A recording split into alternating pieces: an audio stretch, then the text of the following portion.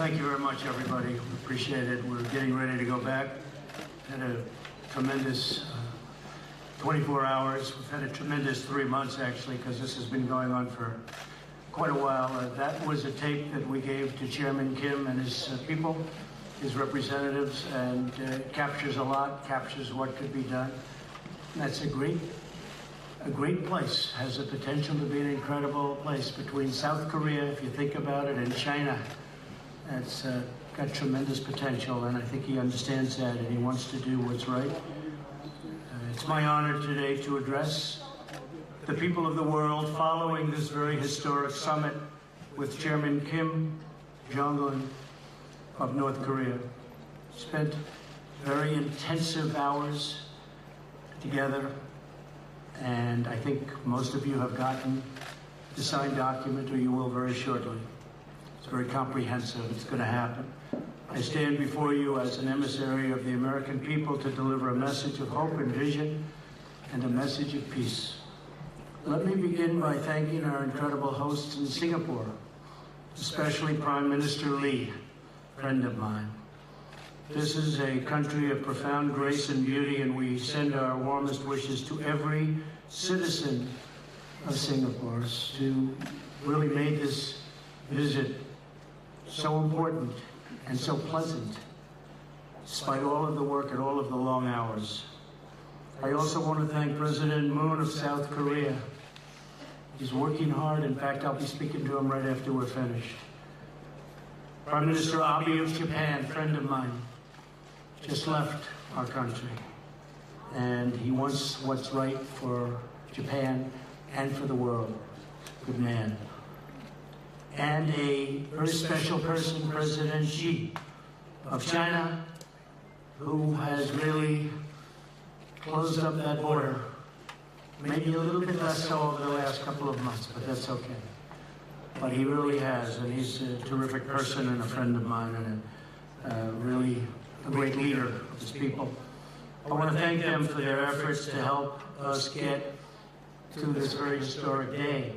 Most importantly, I want to thank Chairman Kim for taking the first bold step toward a bright new future for his people. Our unprecedented meeting, the first between an American president and a leader of North Korea, proves that real change is indeed possible. My meeting with Chairman Kim was honest, direct, and productive. We got to know each other well in a very confined period of time, under very strong circumstances. We're prepared to start a new history, and we're ready to write a new chapter between our nations. Nearly 70 years ago, think of that, 70 years ago, an extremely bloody conflict ravaged the Korean Peninsula. Countless people died in the conflict, including tens of thousands of brave Americans. Yet while the armistice was agreed to, the war never ended, to this day, never ended. But now we can all have hope that it will soon end, and it will soon end.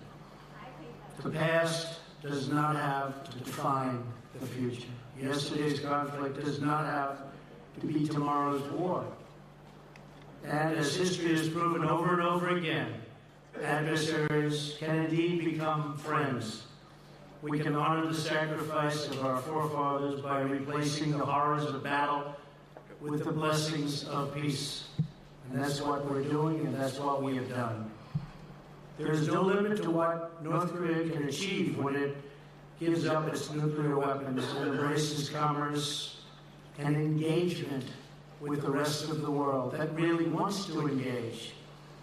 Chairman Kim has before him an opportunity like no other, to be remembered as the leader who ushered in a glorious new era of security and prosperity for his people.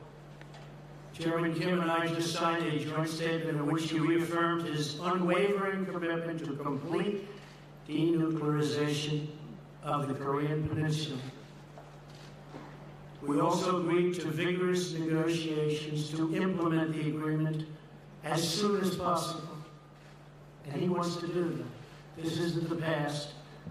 This isn't another administration that never got it started and therefore never got it done. Chairman Kim has told me that North Korea is already destroying a major missile engine testing site. That's not in your signed document. We agreed to that after the agreement was signed. That's a big thing.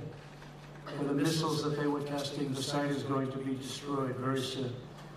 Today is the beginning of an arduous process. Our eyes are wide open, but peace is always worth the effort, especially in this case.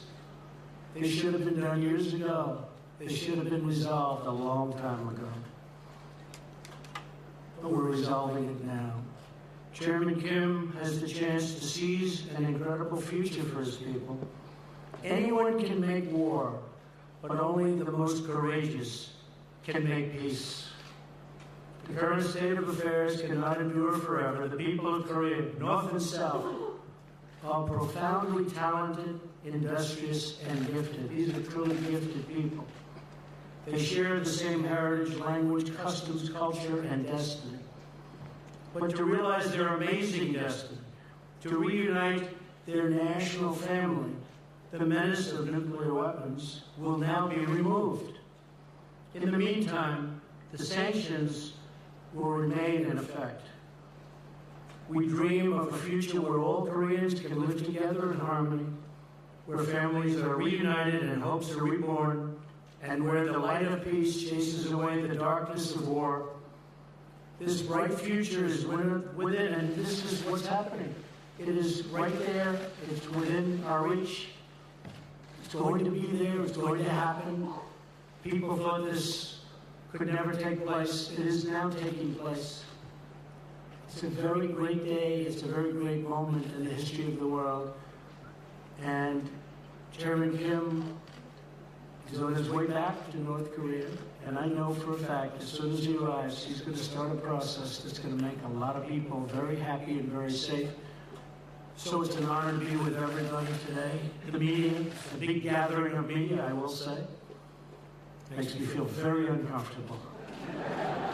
But it is what it is. People understand that this is something very important to all of us, including yourselves and your families. So thank you very much for being here. We'll take some questions. Wow. A lot of questions. Go ahead. Sure, go ahead.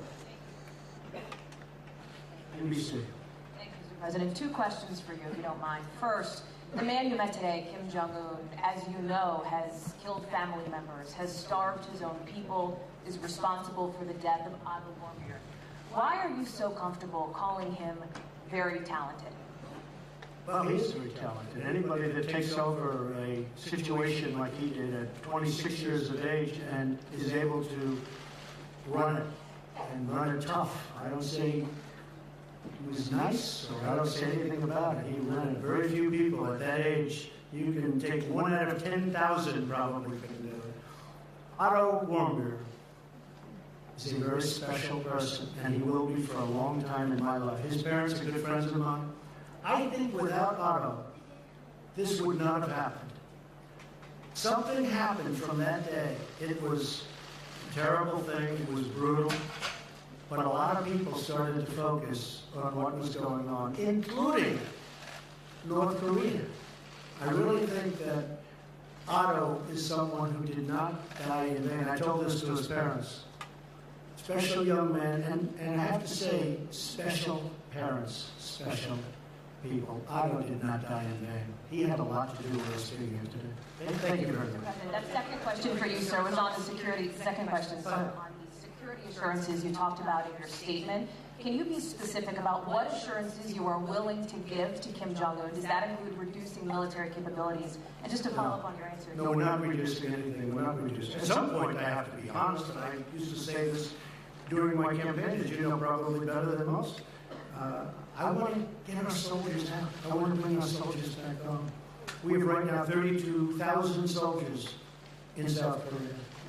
And I'd like to be able to bring them back home. But that's not part of the equation right now. At some point, I hope it will be, but not right now. We will be stopping the war games, which will save us a tremendous amount of money, unless and until we see that the future negotiation is not going along like it should.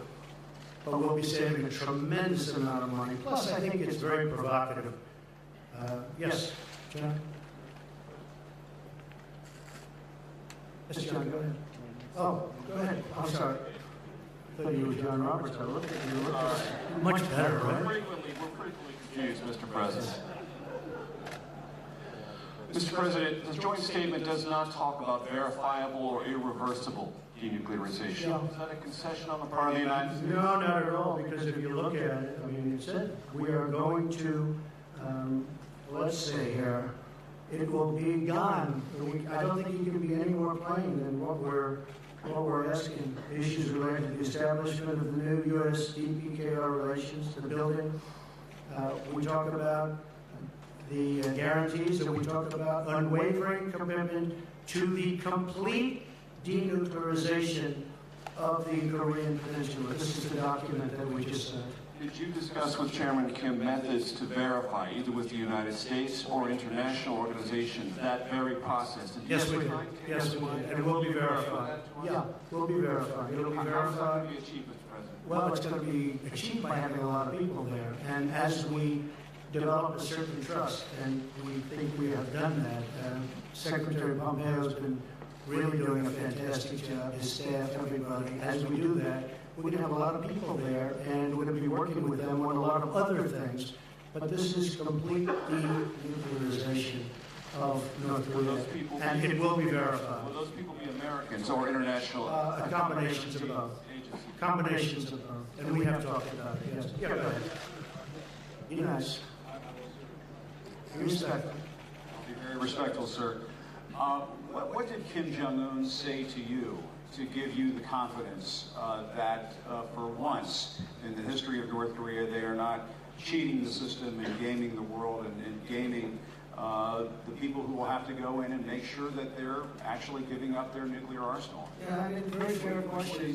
He actually mentioned the fact that they proceeded down a path in the past, and ultimately, as you know, nothing got done. In one case, they took billions of dollars during the Clinton regime, took billions of dollars, and nothing happened. That was a terrible thing. And he actually brought it up to me.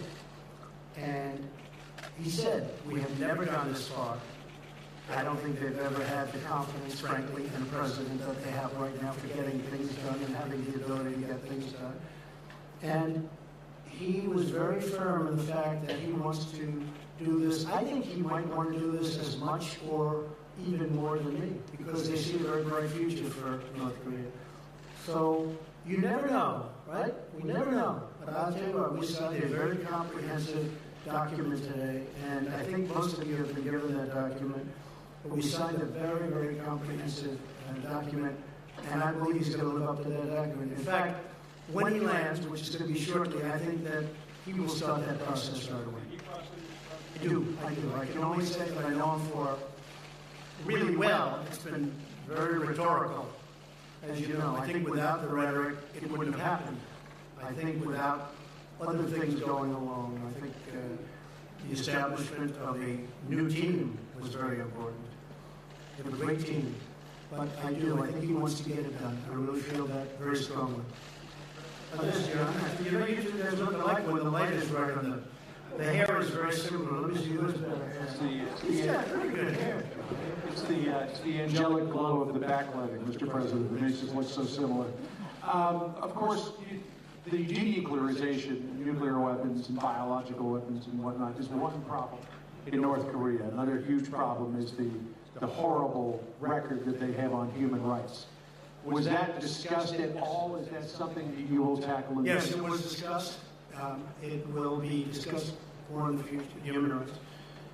What was also discussed in great detail, John, was the fact that, you know, we have, and I must have had just countless calls and letters and tweets, anything you can do. They want the remains of their sons back. They want the remains of their fathers and mothers and all of the people that got caught into that really brutal war, which took place to a large extent in North Korea. And I asked for it today, and we got it. That was a very last minute The remains will be coming back. They're going to start that process immediately. But so many people, even during the campaign, they say, is there any way you can work with North Korea to get the remains of my son back, or my father back? So many people asked me this question, and I said, we don't get along too well with that particular group of people. But now we do. And he agreed to that so quickly and so nice. It was really a very nice thing. And he understands it. He understands it. So for the thousands and thousands, I guess way over 6,000 that we know of in terms of the remains, that we brought back. The POW MIA issue clearly is a very important one for thousands. Especially to a lot of people that are... What do you, President Trump, expect Kim Jong Un to do about the human rights record regarding the North Korean people? Right. It was discussed. It was discussed relatively briefly compared to denuclearization. Obviously, that's where we started and where we ended. But they will be doing things, and I think he wants to do things. And I think he wants to... You'd be very surprised. Very smart, very good negotiator, wants to do the right thing. He brought up the fact that in the past, they took dialogue far. They never were like we are. There's never been anything like what's taking place now. But they went down the line. Billions of dollars were given, and the following day, the nuclear program continued. But this is a much different time, and this is a much different president, in all fairness. This is very important to me. This was perhaps one of the reasons that I won my campaign for this issue, as you know very well, John. Okay, whoever those people are, I cannot see you with all the lights, but you don't look like either of the two. Yeah, go ahead. Thank you, Mr. President. And first of all, congratulations. Thank you very much. Appreciate it. Touch on the issue of peace treaty, and also will you travel to Pyongyang anytime soon? Well, at a certain time I will. I said that will be a day that I look very much forward to, at the appropriate time. And I also will be inviting Chairman Kim at the appropriate time to the White House. I think it's really going to be something that will be very important. And he has accepted. I said at the appropriate time. We want to go a little bit further down the road. But what we signed today was a lot of things included. And then you have things that weren't included that we got after the deal was signed. I've done that before in my life. But we didn't put it in the agreement because we didn't have time. And I think most of you have been handed out the agreement to assume will. But oh, you have not? Okay. Well, if you could have those agreements passed out. We just finished them just a little while ago. But if you could have the agreements passed out, well, you'll see what we're talking about. Yes, sir. I was thinking, congratulations, President. What part did Japan play, and did the abduction issue come up? Yes. And also, the fate of the Christians. And the follow-up question is, when will you be doing an interview with Japanese TV? 50,000 American troops are in Japan. That's true. Again. 50,000 great troops. That's true. Yeah, it did. Abduction, absolutely. This Prime Minister Abi's one of his, certainly, other than the whole denuking subject, certainly I would say his main point. And I brought it up, absolutely, and they're going to be working on that. It will be, we didn't put it down in the document, but it will be worked on. Christians, yes, we brought it up very strongly. Franklin Graham spent and spends a tremendous amount of time in North Korea. He's got it very close to his heart. It did come up, and things will be happening. Okay? Thank you. Great question. Yes, John.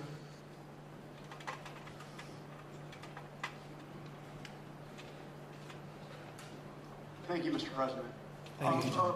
Returning to the question of human rights, you spoke very powerfully on the issue during your State of the Union address. You showed that you had the defector in the First Lady's box with the crutches who escaped.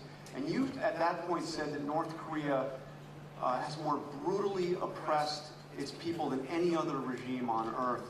Do you still believe that is the case, having sat down with Kim Jong Un? And does he need to change that? John, I believe it's a rough situation out there. There's no question about it. And we did discuss it today pretty strongly. I mean, knowing what the main purpose of what we were doing is, denuking, but discussed it at pretty good length. We'll be doing something on it. It's rough. It's rough in a lot of places, by the way. Not just there, but it's rough. And we will continue that, and I think ultimately we'll agree to something. But it was discussed at length outside of the nuclear situation, one of the primary topics. But do you think that needs to change to bring on this glorious new era you've talked about? Are they going to have to... I think it will change, yeah. I think it probably has to, but I think it will. Yeah. Thank you. Thank you very much. Steve, that's you, Steve, right there. Yes, sir. Thank you. What timetable do you envision for their denuclearization? And in the meantime, are you thinking about easing any sanctions? Well, you know, scientifically, I've been watching and reading a lot about this, and it does take a long time to, pull off complete denuclearization. It takes a long time, scientifically. You have to wait certain periods of time, and a lot of things happen. But despite that, once you start the process, it means it's pretty much over. You can't use them.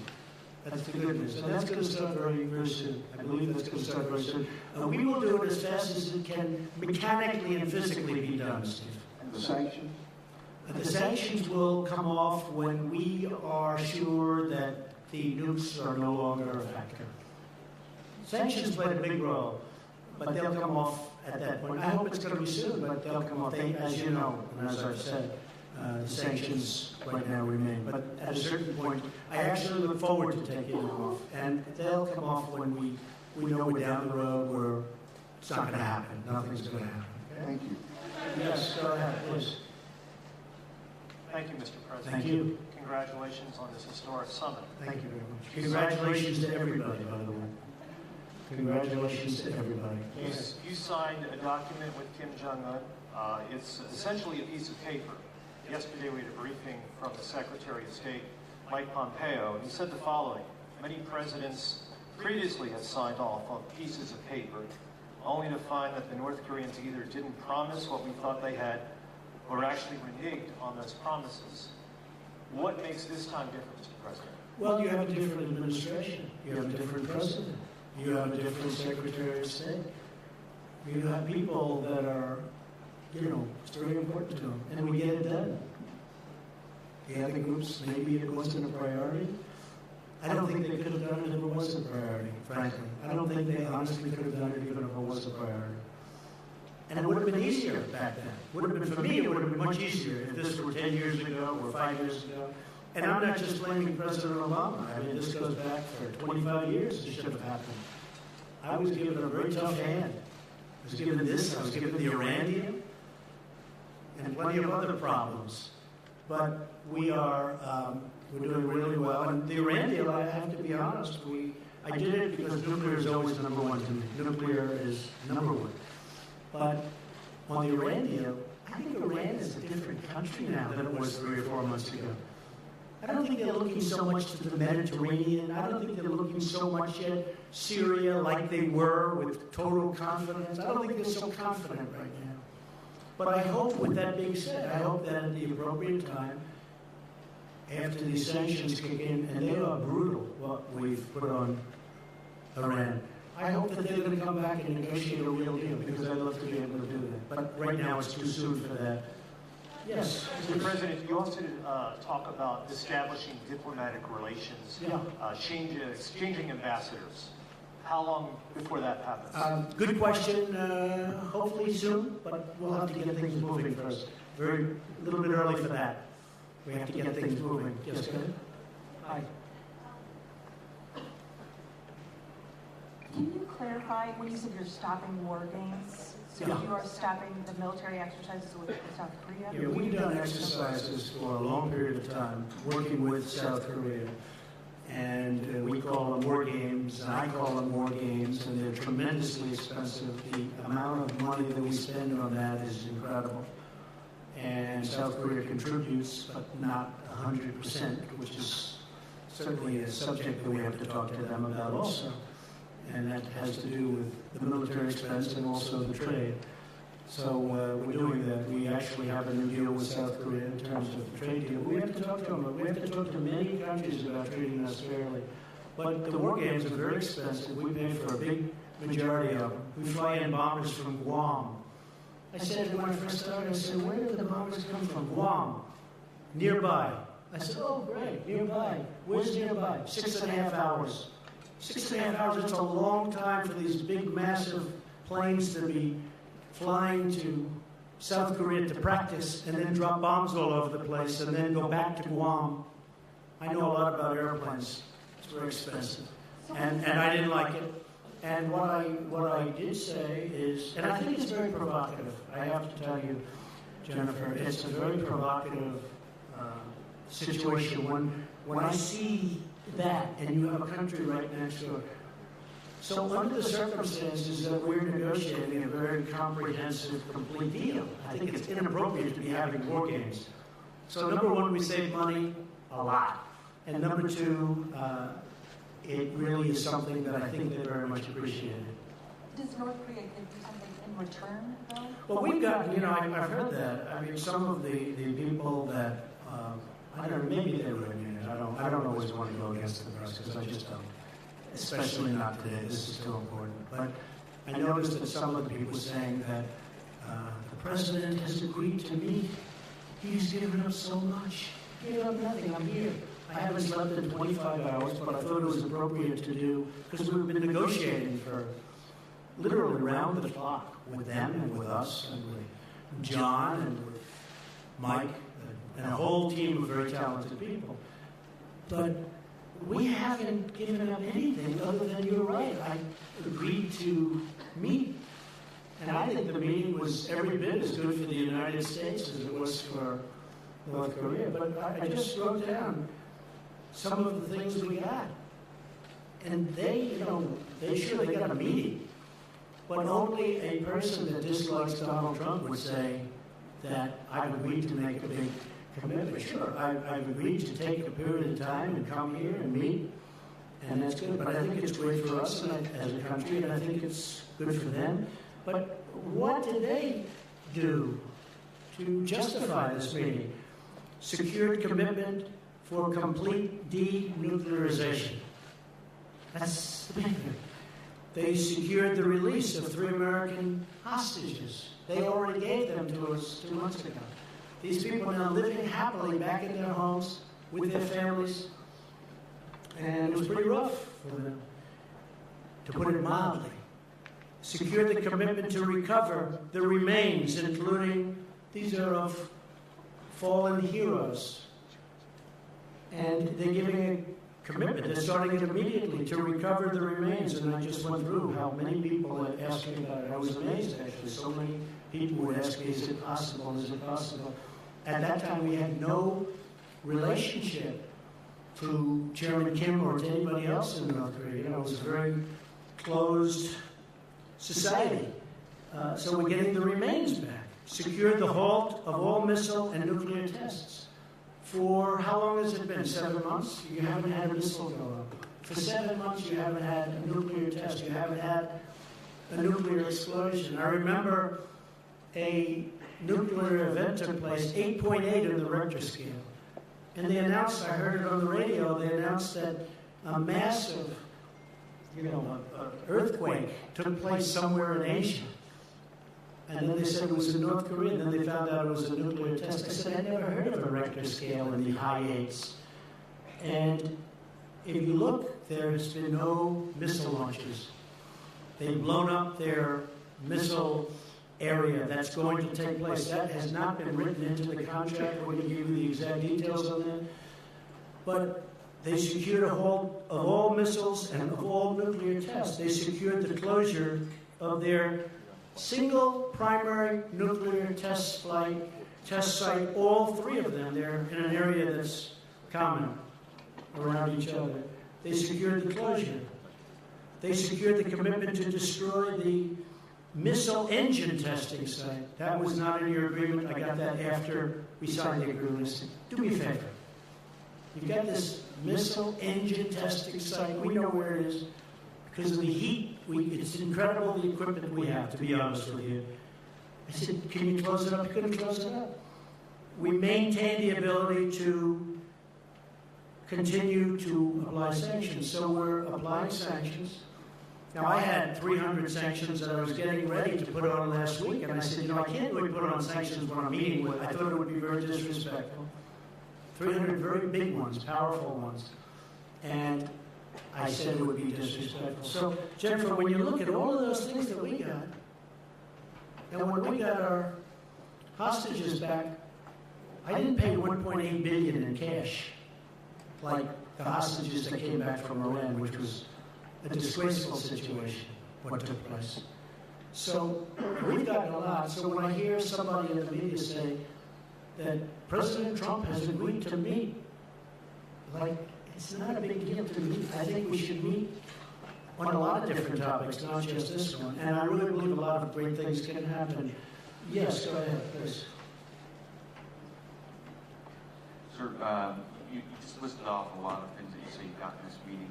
It wasn't too long ago, though, that you said you defined success of this meeting by North Korea giving up its nuclear weapons. Well, that's what they're doing. Well, can you talk about how Sure, that's what they're doing. I mean, I don't think they pressed Kim Jong Un for a complete, verifiable, irreversible I didn't honestly. And can you say why you didn't secure those details in this agreement? There's no time. I'm here one day. We're together for many hours intensively, but the process is now going to take place. And I would be surprised, Mike, if they haven't even started already. They have started. They blew up their sites. They blew up their testing site. So, but I will say, he knew prior to coming. You know, this wasn't like a surprise. It wasn't like we've never discussed it. We discussed it. Mike discussed it very strongly with his counterpart in North Korea. They knew that this was, let's say they didn't agree to that, I couldn't sign any agreement. There was no agreement that could have been signed. So they understood that. And it wasn't a big point today because really this had been taken care of more than any other thing because it was all about this. This has been taken care of before we got here. So when we brought that up today, you see the language is very strong. It's in the document. Yes, ma'am. Thank you, Mr. President. Could you talk about the military consequences for North Korea if they don't follow through on the commitments that you're talking about? Well, I don't want to talk. Yeah, I know. It's a tough thing to talk about because I don't want to be threatening. I don't want to be threatening. They understood that. And you've seen what was perhaps going to happen. And you know, Seoul has 28 million people. We think we have big cities. You look at New York where it has 8 million people. We think it's a big city. Seoul has 28 million people. Think of that. And it's right next to the border. It's right next to the DMZ. It's right there. I mean, if this would have happened, I think, you know, I've heard, 100,000 people. I think you could have lost 20 million people, 30 million people. This is really an honor for me to be doing this because I think, you know, potentially you could have lost, 30, 40, 50 million people. The city of Seoul, one of the biggest cities in the world, is right next to the border. You once spoke about fire and fury. Is that no longer the case? Well, at that time we needed perhaps fire and fury because we could not have allowed that kind of capability from the standpoint of the United States. And certainly Japan wasn't going to allow it either. Japan is right next door. One more thing, Mr. President, could you tell us about the video that you showed before this? Yeah. When did you show that to Kim? What was the goal Today. there? Yeah. We had it made up by some, I hope you liked it. I thought it was good. I thought it was interesting enough to show. One in English and one in Korean. And we had it made up. I showed it to him today, actually during the meeting, toward the end of the meeting. And I think he loved it. They were given, we didn't have a big screen like you have the luxury of having. We didn't need it because we had it on a cassette and an iPad, and they played it. And about 8 of their representatives were watching it, and I thought they were fascinated by it. I thought it was well done. I showed it to you because that's the future. I mean, that could very well be the future. And the other alternative is just not a very good alternative. It's just not good. But I showed it because I really wanted him to do something. Now, I don't think I had to show it because I really believe he wants to. I think he wants to get it done. Yes, go ahead. How's Staten Island Ferry doing, okay? He wrote the best story about me with the Staten Island Ferry, and after that he's never written a good story. I don't know what happened. It's a long time ago. Mr. President, it's been a busy week for you on the international stage. You're leaving the summit here in Singapore having determined that Kim Jong Un is a talented man. You left the G7 summit a few days ago in Canada having determined that Prime Minister Trudeau is weak and dishonest. What do you say to America's allies who worry that you might be jeopardizing our long-term alliances and who worry that you might be treating our historic friends as enemies and our historic enemies as friends? Well, first of all, I think it's a very fair question. I had a very good meeting with the G7, and I left the meeting, and I'll be honest, we are being taken advantage of by virtually every one of those countries, very, very seriously. Now, the United States, because of bad management at the top, because of presidents that didn't care about trade or didn't understand it or whatever reason, for many years, with China being obviously the most successful at it, but the European Union is second, 151 billion we lost. They were represented at the meeting. And we're being taken advantage of on trade. Canada does have very big advantages over us in terms of trade deficits. We have a big trade deficit with Canada. I was reading where, it's actually a surplus, not a surplus. It's either 17, but it could actually be 100. You know, they put out a document, I don't know if you saw it. They didn't want me to see it, but we found it. Perhaps they were trying to show the power they have. It's close to $100 billion a year loss with Canada. They don't take our farm products, many of them.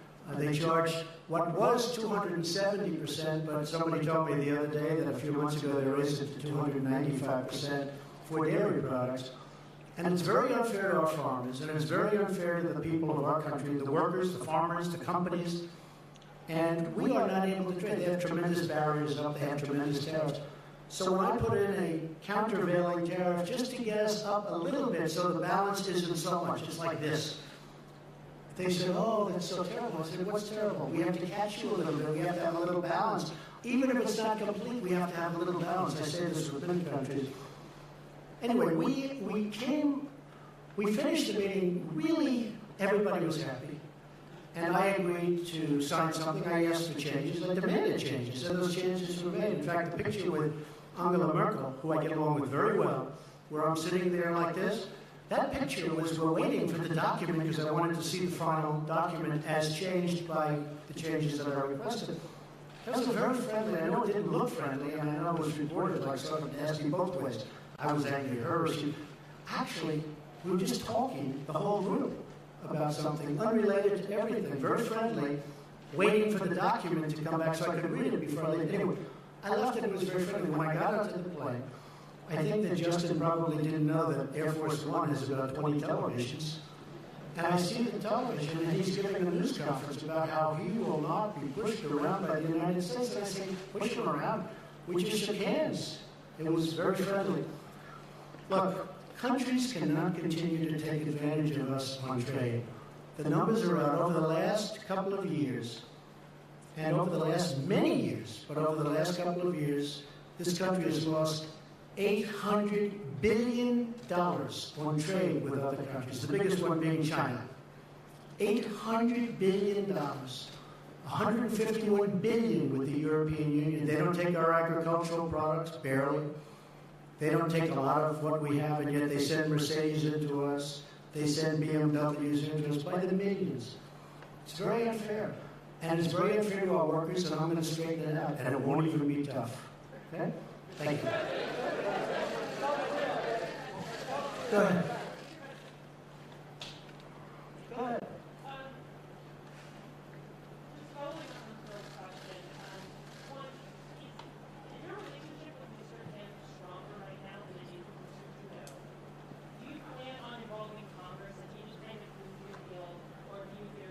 I would like to involve Congress, yes. And no, I have a good relationship with Justin Trudeau. I really did. Other than he had a news conference that he had because he assumed I was in an airplane and I wasn't watching. He learned it's going to cost a lot of money for the people of Canada. He learned. You can't do that. You can't do that.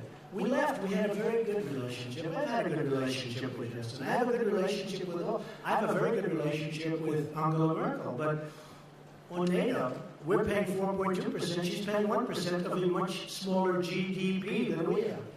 We're paying 4.2% on a much larger. We're paying for I mean, anyone can say from 60 to 90% of NATO. And we're protecting countries of Europe, and then on top of it, they kill us on trade. So we just can't have it that way. It's unfair to our taxpayers and to our people. But no, I have a good relationship with Justin, and I have, I think, a very good relationship with Chairman Kim right now. I really do. I think, I hope it's good, because if it is, we're going to solve a very big problem. I think we've gone a long way to solving it today. Should we keep going for a little while? I don't know. It's up to the legendary Sarah Huckabee Sanders. Should we keep going, Sarah? Okay, we'll go. Well, I don't care. Hey, you know, it just means we get home a little later in the evening, right? Yeah, go ahead. Sure. Go ahead. Hi, Mr. President. How are you? I'm good. From the Straits Times of Singapore. Welcome to the country. Thank you very much. I hope you enjoyed our food. Beautiful country, I did. What is the immediate next step? Is there some ongoing dialogue? Yes. We're getting together next week to go into the details. And that's Secretary Pompeo, yeah, next week with John Bolton and our entire team to go over the details and to get this stuff done. We want to get it done. He wants to get it done. We're also working very much with South Korea. We're working with Japan. We're working with China to a lesser extent, but we're working with China. And you're coming back to Singapore? I would come back gladly. Your Prime Minister was fantastic. We were with him yesterday. He's done a great job. It was very welcoming. It really probably made a difference, actually. It's a great place. Thank you very much. Yes, sir. Thank you, Mr. President. What was it about that first interaction with Chairman Kim this morning that made you decide not to walk away after you said that you would know within the first minute if it was sincere? I said that about relationships. I said that about people. You know, in the first second, now I was generous, I said 5 seconds, but you know, in the first second, in some cases, sometimes that doesn't work out. But sometimes it does. From the beginning, we got along, but there's been a lot of groundwork. This wasn't like we went and we started talking about, as you know, right? We didn't just come in and start talking about these very complex subjects that have been going on for 70 years. We've been discussing this for months. And, you know, once the rhetoric stopped, once they did a great thing. You know, North Korea did a great thing by going to the Olympics. Because the Olympics, and President Moon will tell you this, the Olympics was not exactly doing great. People didn't feel like being bombed out of the opening ceremonies. You know, they weren't exactly selling tickets. And as soon as the Chairman Kim, said, let's participate in the Olympics, it sold like wildfire, and it was a great success as an Olympics. It was a great success. He did a great thing. But since that time, pretty much since that time, because as you know, a delegation came from South Korea who had just met with North Korea. They came to the White House. They told me lots of things, including the fact that they'd be willing to denuke. We have one of the great people here today, that they were willing to denuke. And once that started, we've been really talking about that from the end of the Olympics, when the whole delegation came to say various things, including denuking. If I may, a second question. In the document that you signed earlier today, North Korea agreed to commit to denuclearization. To borrow a phrase that you have used to criticize your predecessors and political opponents, how do you ensure that North Korea is not all talk, no action? Well, I think, can you ensure anything? Can I ensure that you're going to be able to sit down properly when you sit down? I mean, you can't ensure anything. All I can say is they want to make a deal. That's what I do. My whole life has been deals. I've done great at it. And that's what I do. And I know when somebody wants to deal, and I know when somebody doesn't. A lot of politicians don't. That's not their thing. But it is my thing. I mean, again, this really could have been done, I think, easier a long time ago. But I know I just feel very strongly, my instinct, my ability or talent, they want to make a deal. And making a deal is a great thing for the world. It's also a great thing for China. Because I can't imagine that China is happy with somebody having nuclear weapons so close.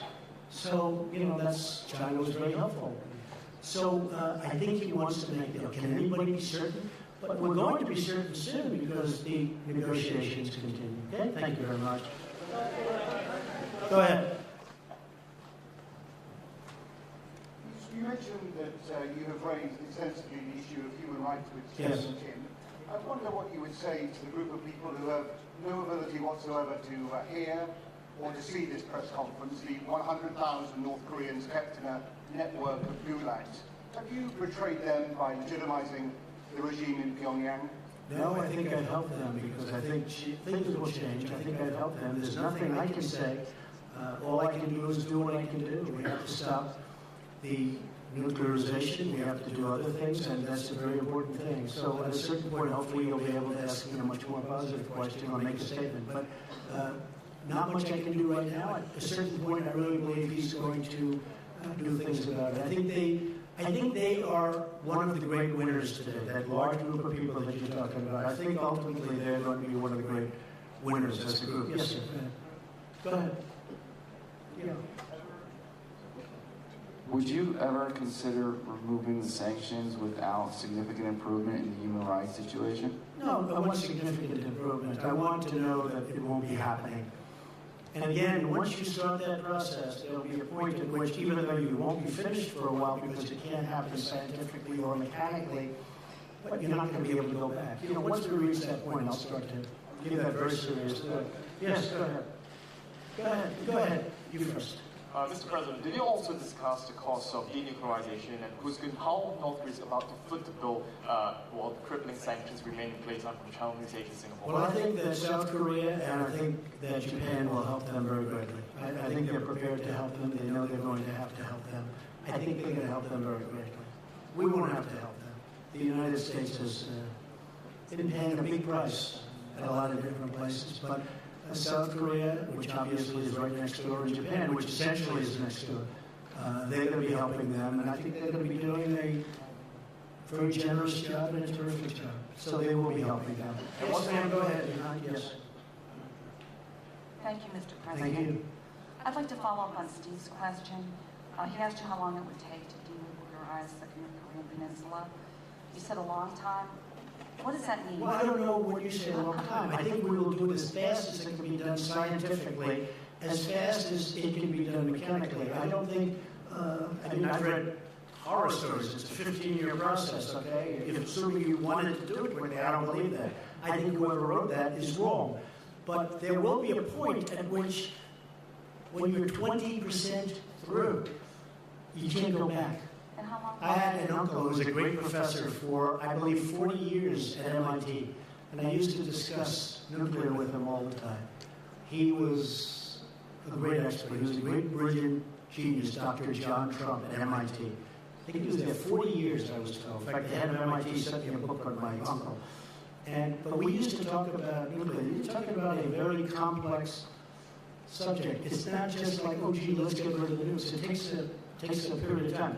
But the main period of time that I'm talking is that first period. When you hit a certain point, you can't go back. It's very hard to go back. And how long will that take? We don't know, but it'll go pretty quickly. Go ahead.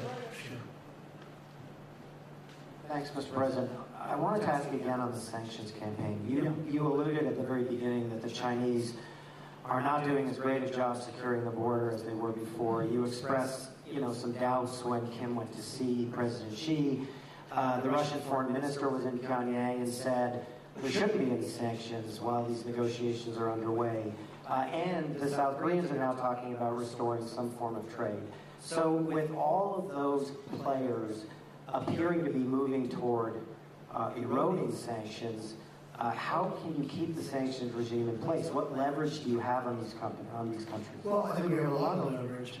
I think we have tremendous leverage. I do believe that China, despite my relationship with President Xi, a man who I tell you I have great respect for and like also a lot, we're having very tough talks on trade. And I think that probably affects China somewhat, but I have to do what I have to do. And I think over the last 2 months, the border is more open than it was when we first started. But that is what it is. We have to do it. We have a tremendous deficit in trade, commonly known as a trade deficit. We have a tremendous deficit in trade with China. We have to do something about it. We can't continue to let that happen. And I think that has had an impact on my relationship in terms of the border. I don't think it has a relationship I don't think it affects my feeling or my relationship to President Xi, but when we first started, we weren't ready to go that route.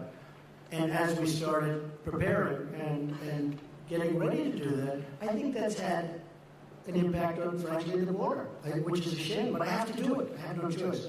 For our country, I have to do it. South Korea will do whatever is necessary to get a deal done. If that means we can't trade, they're not going to trade. They're definitely not going to trade. If they think, and they would do this with our concurrence, if they think that they can do some work because we're very far down the line, we're actually very far. That document when you read it today, that's far down the line. That's not something that just happened to be put together. This was done over months. And again, the rhetoric was important and the sanctions were important. I don't even know which one was more important. They were both important. Yeah, go ahead. President David Sanger of the New York Times. I was wondering if you could give us some sense of whether the Chairman Kim told you how many nuclear weapons he believes he's made, whether he's willing to turn those over first, and then whether in your mind you need to do more than was done in the Iran deal for actually dismantling both the uranium and the plutonium processes, and whether or not you've had a sense that Chairman Kim really understood what that involved and had a timetable in his own mind of shutting that. Well, David, I can tell you he understands. He understands it so well. He understands it better than the people that are doing the work for him. That is an easy one. As far as what he has, it's substantial, very substantial. The timing will go quickly. I believe you'll see some good action. I mean, as an example, one of the things with the missile set, I think you're probably surprised to hear that was the throw-in at the end, missiles. But I really believe, David, that it's going to go very quickly. I really believe that it's going to go fast. And it is a very substantial arsenal. There's no question about it. I used to say, maybe it's all talk and no action. But we have pretty good intelligence into that, although probably less there than any other country. You understand that maybe better than anybody in the room. Probably less there than any other country. But we have enough intelligence to know that what they have is very substantial. This is why, David, I always say that this shouldn't have taken place so late into the process. Wouldn't this have been better if it was 5 years ago or 20 years ago or 15 years ago and we didn't have to worry about not having a successful meeting like today? So, and I still love my first interview with you, David. Still have that interview, actually. Yeah, go ahead. Thank you.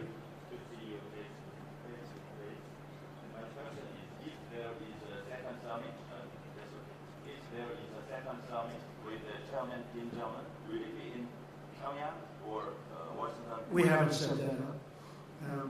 We'll probably need another summit. We'll probably need, or meeting, we could use a different term, but we'll probably need another one. I will say this, we're much further along than I would have thought. I did not think we'd be, I thought, and I've told people, I didn't want to build up people's hopes too much.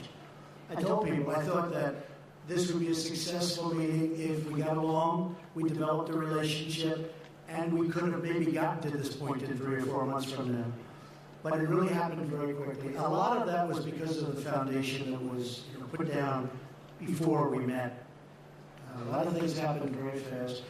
We didn't have, as an example, bringing back the remains. That was not one of the things that was on our agenda today. I brought it up at the very end because so many people had talked to me about it. And I brought it up at the very end, and he was really very gracious. Instead of saying, well, let's talk about it the next time, he said, it makes sense, we will do it. And he knew, they know where many of those incredible people are, where they're buried, along roads, along highways, along paths, usually, because our soldiers were moving back and forth and they had to move rapidly.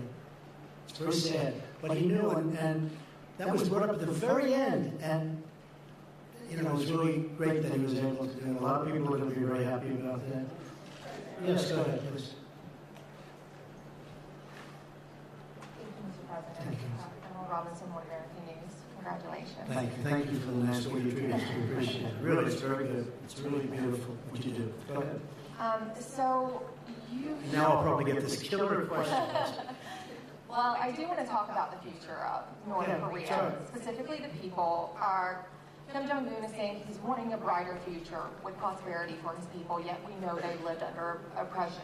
You showed him this video of what the future can be like, but do you have an idea specifically of the model that he would like to go towards? Economically, is he open to more economic freedom? It's a good question. So you saw tape today, and I think it was done really well, but that was done at the highest level of future development. I told him, you may not want this. You may want to do a much smaller version of this. I mean, you're going to do something, but you may want to do a smaller version. You may not want that. Trains and everything, super, everything at the top. And maybe you won't want that. It's going to be up to them. It's going to be up to them. It's going to be up to the people what they want. They may not want that. I can understand that too. But that was a version of what could happen, what could take place. As an example, they have great beaches. You see that whenever they're exploding their cannons into the ocean. I said, boy, look at that. Wouldn't that make a great condo? And I explained, I said, instead of doing that, you could have the best hotels in the world right there. Think of it from a real estate perspective. You have South Korea, you have China, and they own the land in the middle. How bad is that, right? It's great. But I told them, I said, you may not want to do what's there. You may want to do a smaller version of it, or, and that could be. Although I tell you what, he looked at that tape, he looked at that iPad, and I'm telling you, they really enjoyed it, I believe. Okay? Yeah, go ahead. A couple more. Okay, we'll do 3 more. Go ahead. Go. Yes, hi, Brian. Do you have the cover again this week? Boy, it might be so many entirely possible. I know. Do you now see Kim Jong Un as an equal? In what way? You just showed a video that showed you and Kim Jong Un on equal footing and discussing the future of. No, I think that I don't view it that way. See, I don't view it that way. I'll do whatever it takes to make the world a safer place. If I have to say I'm sitting on stage, I understand what you're getting at. If I have to say I'm sitting on stage with Chairman Kim, and that's going to get us to save 30 million lives, could be more than that, I'm willing to sit on the stage. I'm willing to travel to Singapore very proudly, very gladly. Again, I other than the fact that it is taking my time, they have given up a tremendous amount. They've given it up even before, and even add the Olympics to it. You could add the Olympics to the question. They went to the Olympics. They took an Olympics that was going to be a massive failure that maybe wouldn't have even opened. And they made it a tremendous success by agreeing to participate. Add that to the list of things that they've done. So, Brian, if I can save millions of lives by coming here, sitting down, and establishing a relationship with someone who's a very powerful man, who's got firm control of a country, and that country has very powerful nuclear weapons, it's my honor to do it. Are you concerned that the video you just showed could be used by Kim as propaganda to show him as... No, I'm not concerned at all. We can use that video for other countries. Go ahead. Mr. President, in the year 2000, President Clinton got a request by Kim Jong-il. Got impressed? Got a request from Kim Jong-il to travel to Pyongyang and meet him. And Clinton refused. He sent Secretary of State Albright. Yeah, he did a great deal. And he spent $3 billion and got nothing. They started making nuclear weapons. Mr. President, you, on the other hand, got the request and right away went here to meet him. And do you understand those people who said that you gave him the ultimate present, a legitimacy to a regime who oppresses people without an ongoing process before you, as the U.S. President, as the leader of the free world, meet and shake hands with this leader of North Korea who is perceived to be oppressing brutally his own people? Okay, good. I think we just answered. But do you understand? I understand how much better than you do. Okay, yeah, go ahead. Go ahead. Thank you very much. Yes. Mr. President, Eliana Johnson with Sure. Politico. Hi. Hi. You mentioned a couple specific concessions that you got from Kim, the return of remains and the destruction of the nuclear site. And I know you said that was an add-on. And much more. Yeah, I know you said the last thing was an add-on and it wasn't in the agreement, but that he gave you his word. If he doesn't follow through on these things, what are you prepared to do in response, and will you lose faith in this process? No, I think he'll do it. I really believe that. Otherwise, I wouldn't be doing this. I really believe it. It was really the engine testing site, in addition to all of the other things that they agreed to do. It was they have a very powerful engine testing site that, again, we're able to see because of the heat that it emits. And yeah, I'm able to. I'm very happy. I'll tell you what. I'm very happy with those 2 points, the 2 points you mentioned. But I think you might be referring to the thing that's not in, which is the engine testing site. I think honestly, I think he's going to do these things. I may be wrong. I mean, I may stand before you in 6 months and say, hey, I was wrong. I don't know if I'll ever admit that, but I'll find some kind of an excuse. Okay, one more. Come on. Yeah, go ahead. Go ahead, Jim. Thank you. Jennifer Chen with Shenzhen Media Group China. I just would like to know, will you call Chinese President Xi when you come back to D.C. To discuss about achievements you made today with Chairman Peng? And what's your expectation about China's role to accelerate the process to establish a long-term peace mechanism? Well, my expectation about China is that China is a great country with a great leader and a friend of mine. And I really believe that he's happy that we've made this kind of progress. And I've heard from him. But I will be calling him very shortly, maybe even before I land. Okay? And I have to say, and the United States is a great country. And we have set records economically, over $7 trillion in net worth addition to what we have. And we are almost twice the size of the economy of the United States. Nobody talks about this because you do hear a lot about China, and rightfully so. But the United States now is almost twice the size of the economy of China. We are a great country, and we're on a correct path. Okay, one more, that'll be it. Oh, South Korea? Where's South Korea? I think you deserve... Go ahead. Go. You deserve one, yes. You deserve one. I've got 2 questions for you, Mr. President. First, you mentioned earlier that you're going to talk with South Korean President Moon Jae-in over the phone. What do you plan to discuss with him?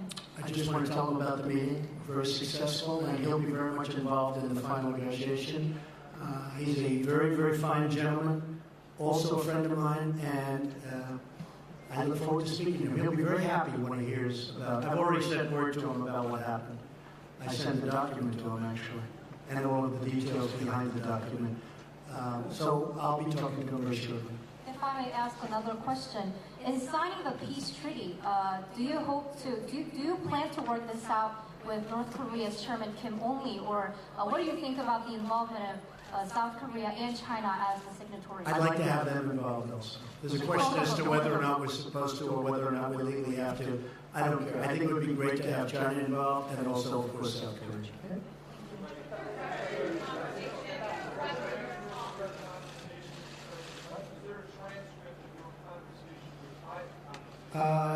Mike, do they have a transcript? They probably have a rough transcript, which you can give us if you have one. No, they didn't record it. I don't think they recorded it. Are there any recordings? I wish there were. Because it is interesting stuff. Say? I don't. We probably have some notes or something, but they have actually detailed notes, I would imagine. But we had a great conversation. It was a very heartfelt conversation.